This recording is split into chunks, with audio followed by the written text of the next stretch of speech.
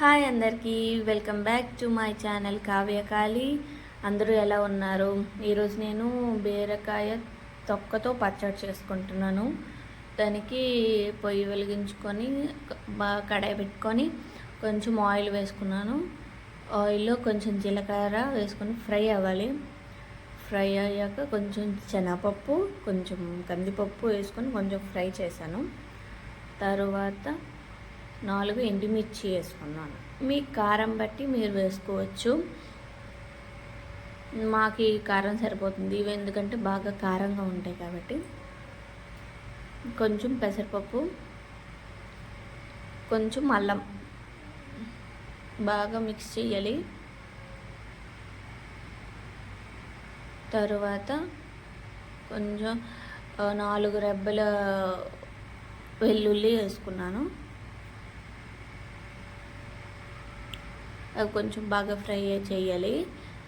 Fry చేశాక ఇప్పుడు మనం ఒక 2 సార్లు కడిగి పెట్టుకున్న బీరకాయ తొక్క వేసుకోవాలి. 2 సార్లు కడుగు, ఎందుకంటే తొక్క కదా, ఏమైనా చెత్త అవన్నీ ఉంటాయి కాబట్టి 2 సార్లు కడుక్కున్నాను.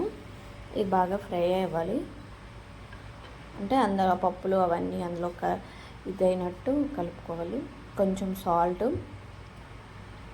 కొంచెం పసుపు వేసుకొని బాగా మిక్స్ చేయాలి.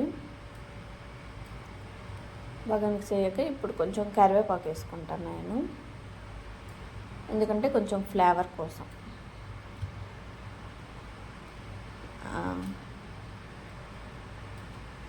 వేసుకొని బాగా కలుపుకోవాలి. ఇప్పుడు బాగా కలుపుకున్నాక కొంచెం వాటర్ వేసుకోవాలి. నేను పచ్చిమిర్చి కారం అవేం వాడట్లేదు, ఎండుమిర్చి కారం సరిపోతుంది మాకు. కొంచెం వాటర్ కొంచెం గ్లాస్ వాటర్ వేసుకుని అది కొంచెము ఉడకాలన్నమాట, ఎందుకంటే అవి గడ్డలు గారగా ఉంటాయి కదా, తొక్క కదా, అందుకని.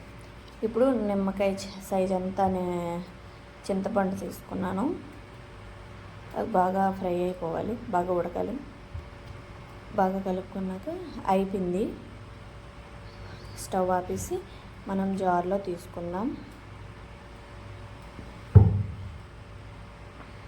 చల్లగా అయ్యాక మిక్సీ కొట్టుకుంటే బాగుంటుంది. ఇక్కడ రోల్ ఏం లేదు కాబట్టి నేను మిక్సీ కొట్టుకున్నాను. కొంచెం వాటర్ వేసుకోవాలి. మిక్సీ కొట్టినప్పుడు రెడీ అయిపోయింది. ఇప్పుడు అన్నంలో కొంచెం పచ్చడి, బీరకాయ పప్పు వేసుకొని కలుపుకొని తింటే చాలా బాగుంటుంది. మీరు ట్రై చేయండి. Please like, share, subscribe to my channel. Thank you all. Bye.